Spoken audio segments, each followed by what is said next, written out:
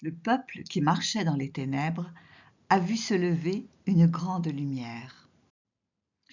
Précédemment, nous avons vécu un temps de dépossession, un temps où les représentations habituelles de Dieu se taisent. Notre prière s'est faite, exposition à une absence. Entrer maintenant dans la chapelle du rosaire faite par Matisse à Vence, c'est vivre une résurrection visuelle. La lumière est l'élément premier de la chapelle. Partout, elle est présente. Elle traverse les vitraux et se répand doucement sur les murs. Elle nous accompagne. Elle change au fil du jour.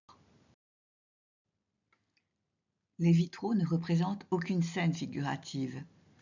Ils diffusent une lumière colorée, mouvante, presque immatérielle, qui baigne l'espace liturgique, qui envahit les murs blancs et transforme l'architecture en un lieu vivant, presque respirant.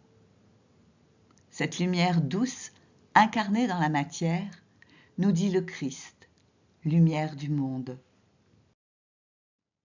Le blanc des murs devient surface d'accueil, symbole de disponibilité intérieure.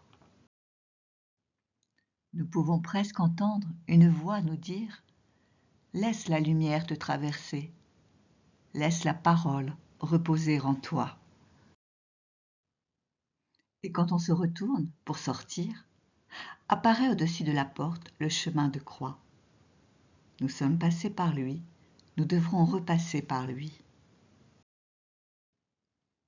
C'est un vaste dessin continu qui n'illustre pas de manière descriptive les différentes stations, mais offre un chemin méditatif qui condense l'essence spirituelle de la passion.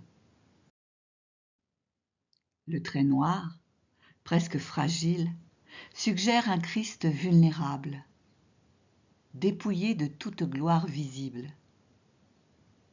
Matisse ne cherche pas à émouvoir par la souffrance, mais à conduire au mystère du don total. Dans cette chapelle, la passion n'est jamais séparée de la résurrection. Le chemin de croix est pensé en dialogue constant avec les vitraux. La lumière le frôle, le traverse. Ces variations lumineuses accompagnent la liturgie des heures. La passion est méditée, non comme un événement passé, mais comme une réalité toujours actuelle, reliée à la lumière du jour qui passe. L'espace même de la chapelle est mystère pascal.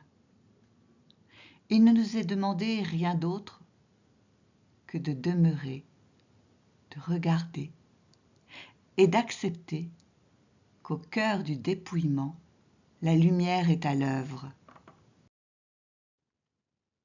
Seigneur, apprends-nous à croire ainsi, avec beaucoup de silence et un cœur assez blanc pour laisser passer ta lumière.